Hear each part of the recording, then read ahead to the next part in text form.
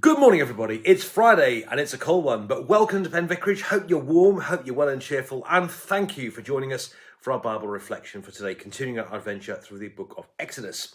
And today we're in chapter 28, and we're looking at the garments, the vestments which the priests used to wear. So I'll read it out to you first, and then just bear with me. It's quite a long chapter, just bear with me, and I'll give you some helpful thoughts afterwards. So here we go, Exodus chapter 28. Then bring near to you your brother Aaron and his sons with him from among the Israelites to serve me as priests. Aaron and Aaron's sons, Nadab and Abihu, Eleazar and Ithamar. You shall make sacred vestments with the glorious adornment of your brother Aaron. And you shall speak to all who have ability, whom I have endowed with skill. They may make Aaron's vestments to consecrate him for my priesthood. These are the vestments they shall make: a breastpiece, an ephod, a robe, a checkered tunic, a turban, and a sash. When they have made these sacred vestments for your brother Aaron and his sons to use as mere priests, they shall use gold, blue, purple, and crimson yarns and fine linen. They shall make the ephod of gold, of blue, and purple, and crimson yarns, and of fine twisted linen, skillfully worked. It shall have 2 shoulder pieces attached to its 2 edges, so it may be joined together. The decorated band on it shall be of the same workmanship and materials of gold, blue, purple, and crimson yarns, and of fine twisted linen. You shall take 2 onyx stones and engrave on them the names of the sons of Israel, 6 of the names on the one stone, and the names of the remaining 6 on the other stone, and in the order of their birth. As a gem cutter engraves signets, so you shall engrave the 2 sons with the names of the 2 stones with the names of the sons of Israel. You shall mount them in settings of gold filigree. You shall set the 2 stones on the shoulder pieces of the ephod as stones of remembrance for the sons of Israel. And Aaron shall bear their names before the Lord on his 2 shoulders for remembrance. You shall make settings of gold filigree and 2 chains of pure gold twisted like cords, and you shall attach the corded chains to the settings. You shall make a breastpiece of judgment in skilled work. You shall make it in the style of the ephod, of gold and blue and purple and crimson yarns, and of fine twisted linen you shall make it. It shall be square and doubled, a span in length and a span in width. You shall set in it 4 rows of stones. A row of carnelian, chrysolite, and emerald shall be the first row, and the second row a turquoise, a sapphire, and a moonstone, and the third row a jacinth, an agate, and an amethyst, and the 4th row a beryl, an onyx, and a jasper. They shall be set in gold filigree. There shall be 12 stones with the names corresponding to the names of the sons of Israel. They shall be like signets, each engraved with its name for the 12 tribes. You shall make for the breastpiece chains of pure gold twisted like cords. You shall make for the breastpiece 2 rings of gold, and put the 2 rings on the 2 edges of the breastpiece. You shall put the 2 cords of gold in the 2 rings at the edges of the breastpiece. The 2 ends and the 2 cords you shall attach to the 2 settings, and so attach it in front to the shoulder pieces of the ephod. You shall make 2 rings of gold, and put them on the end of the breastpiece, on the inside next to the ephod. You shall make 2 rings of gold, and attach them in front to the lower part of the 2 shoulder pieces of the ephod, and its joining above the decorated band of the ephod. The breastpiece shall be bound by its rings to the rings of the ephod with a blue cord, so that it may be lie on the decorated band of the ephod, and so that the breastpiece shall not come loose from the ephod. So Aaron shall bear the names of the sons of Israel in the breastpiece of judgment on his heart, when he goes into the holy place for a continual remembrance before the Lord. In the breastpiece of judgment you shall put the Urim and the Thummim, and they shall be on Aaron's heart when he goes in before the Lord. Thus Aaron shall bear the judgment of the Israelites on his heart before the Lord continually. You shall make the robe of ephod all of blue. It shall have an opening for the head in the middle of it, with a woven binding around the opening, like the opening in the coat of mail, so it may not be torn. On its lower hem you shall make pomegranates of blue, purple, and crimson yarns, all around the lower hem, with bells of gold between them all around. A golden bell and a pomegranate alternating all around the lower hem of the robe. Aaron shall wear it when he ministers, and its sound shall be heard when he goes into the holy place before the Lord, and when he comes out, so that he may not die. You shall make a rosette of pure gold, and engrave on it, like the engraving of a signet, holy to the Lord. You shall fasten it on the turban with a blue cord, and it shall be on the front of the turban. It shall be on Aaron's forehead, and Aaron shall take on himself any guilt incurred in the holy offering that the Israelites consecrate as their sacred donations. It shall always be on his forehead, in order that they may find favour before the Lord. You shall make the checkered turban checkered tunic of fine linen, and shall make it a turban of fine linen, and you shall make a sash embroidered with needlework. For Aaron's sons you shall make tunics and sashes and headdresses. You shall make them for the glorious adornment. You shall put them on your brother Aaron and on his sons with him, and shall anoint him and ordain them and consecrate them, so they may serve me as priests. You shall make for them linen undergarments to cover their naked flesh. They shall reach from the hips to the thighs. Aaron and his sons shall wear them when they go into the tent of meeting, or when they come near to the altar to minister in the holy place, or they will bring guilt on themselves and die. This shall be a perpetual ordinance for him and for his descendants after him. This is the word of the Lord. Thanks be to God. Okay, so we have some quite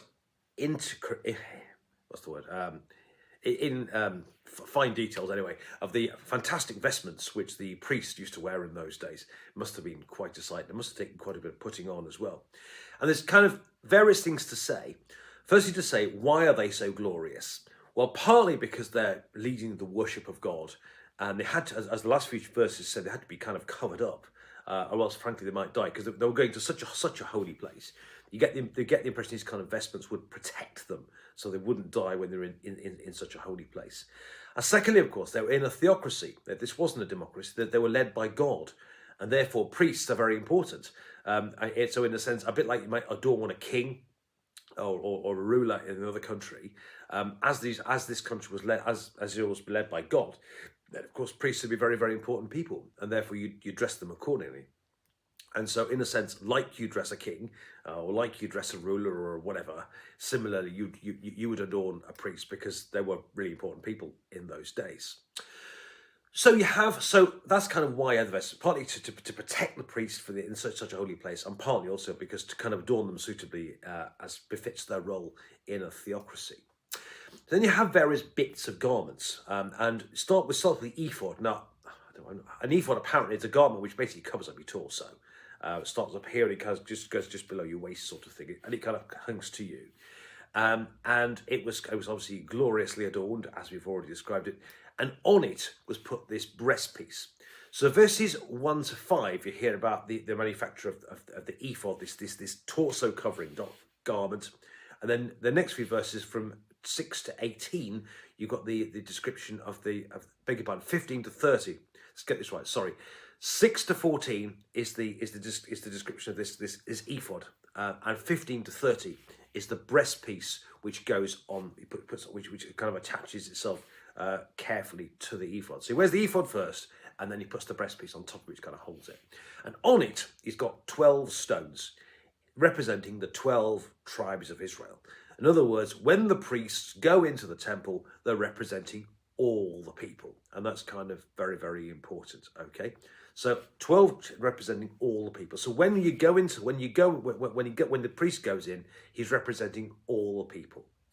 Next thing to say is also notice that he holds the people close to his heart, and that's what it's meant to say. So as a priest, when you go before God, and actually in a sense, we are all priests today, because when we pray for somebody, we come into God's presence and we bring people before God. We hold God's people on our heart.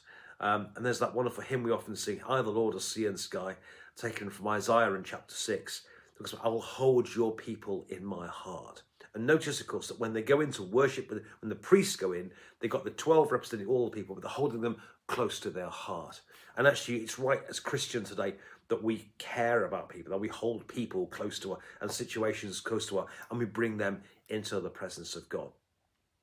Then you've got this rather strange thing, this Urim and Thummim. Now, we're not actually quite sure what that is.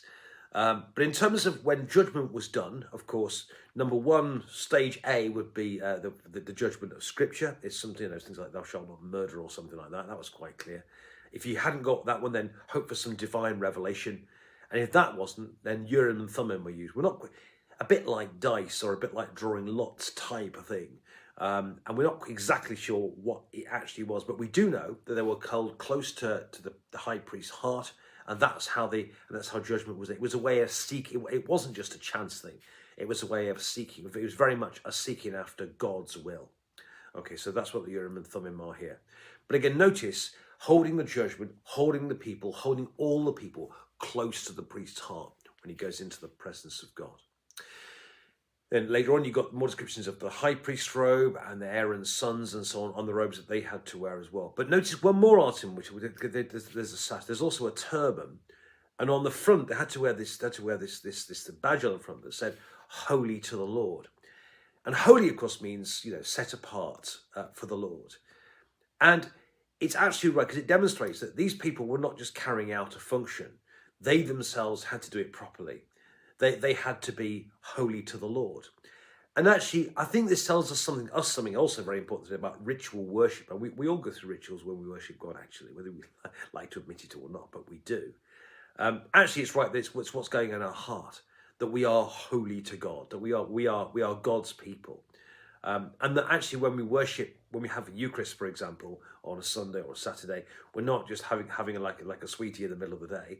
Actually, it's about it's what it means to us. And and when we engage in worship, it's important we do it with not just do the actions, but we actually do it in our heart as well. The worship is a whole body, a whole heart, mind, life, experience. It's meant to be a whole thing, and we worship God with our hearts, not just with our rituals. So, interesting chapter. I mean, on the face of it, just sounds like a load of descriptions of clerical vestments, really, or priestly vestments. But there are some important things that you can say in here. You have but garments here fitting for a priest in the days when it was a theocracy. These people wanted to be led by God, and therefore it was right that the priests, like a king would be in another country, were dressed accordingly. That just befits a theocracy. That's important to say first.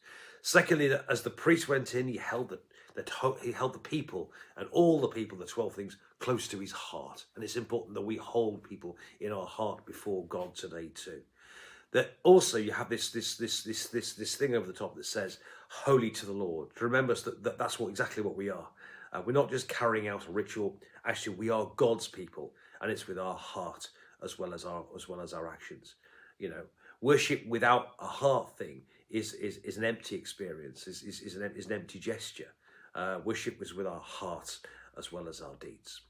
My friends, I hope that's helpful. Have a lovely weekend. Just to remind you, this weekend we have some fantastic services at St Bart's and St Anne's, and you'd be very, very welcome. Particularly notable feature, we have an Advent Carol series, 5:30 on Sunday evening, and you'd be very, very welcome. Friends, thank you